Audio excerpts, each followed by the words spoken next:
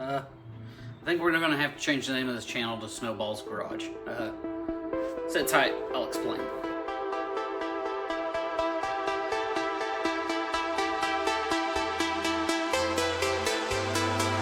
We set off into the summer night, and you're never gonna see us again.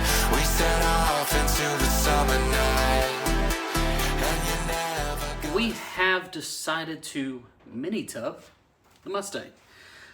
We took it to the lift, and we were setting the ride height and doing all the chassis stuff, and we saw that the rear tires were getting cut up by the quarter panels.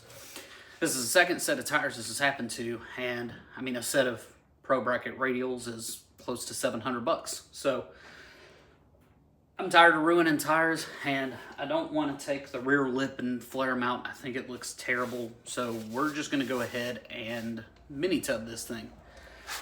So we got a set of Wild Rides race cars mini tubs, and we are going to prep a rear end housing to send off to 10 soldiers. So I've done things on this car 2 and 3 times, and this is one of those times that I don't want to do that again. So what we have done is we have chosen a width for the rear end housing that'll allow us to run the 28-10-5 on a 10-inch wide wheel. But if we ever want to step up to a 12-inch wide wheel, then the housing width we have picked won't limit us too bad on wheel choices. So in this first video, we're going to prep the rear end housing to get it sent off to 10 soldiers. And then we will do a little bit of talking about what comes next. So let's get this rear end housing prepped. We went looking for a new sound, and you're never gonna see what we found. We went looking for a new sound, and you're never gonna see what we found.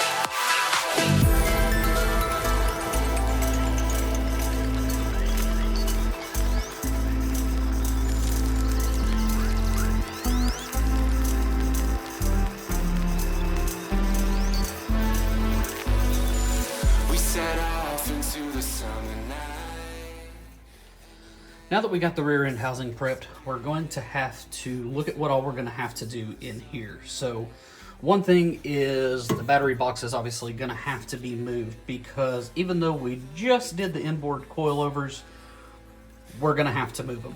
So we're going to have to cut the spare tire well out here, and then we're obviously going to have to remove all of our trim and get the wheel tubs cut out.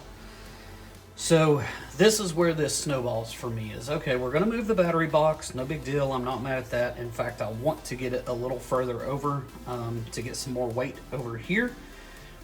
And since we're cutting the spare tire well out, I want to go ahead and switch to a fuel cell. There's nothing wrong with the stock tank, but I am not the smallest guy on the planet. So getting under this thing is already a pain with the GT rear bumper, and maybe we'll switch that to a Cobra bumper at some point to make some room for the old belly here. But the fuel tank hangs down real low, and it's hard for me to get under here and strap the car down and make shock adjustments and stuff. So I think we may go with a 15-gallon fuel cell, and when we tin this up and fill this up. I'm thinking I'm gonna keep it up to the rear floor pan and then just make a door here. That'll keep me from having to run the firewall back here. I just don't really care for how that looks. So I think we're gonna do that. We did go ahead and go with some more Jegs wheels. Just this is an expensive process. So those are a 15 by 10, 5 on 4 3/4 bolt pattern with a 4.5 inch back spacing to work with the rear end width we've chosen. And we're gonna try out that Hoosier DR3. Since most of the tracks that we run on are a bracket prep, so they get sprayed with a backpack and then that's about it for the night.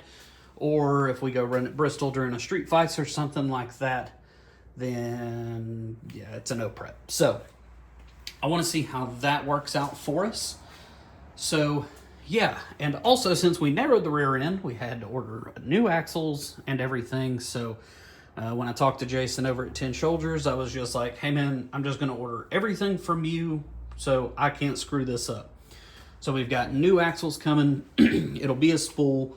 Right now we're gonna set it up with a 4:10 gear ratio to really concentrate on the 8th mile stuff, because I would love to get this car in little gangsters trim and be able to go do some of that. And we don't run 1/4 mile that often. So we still have the 373 gear that's in and the rear end that I bought to send to 10 Soldiers so we could keep this thing able to move around had a 355 gear in it. So I will keep that one as well. So we'll have plenty of options.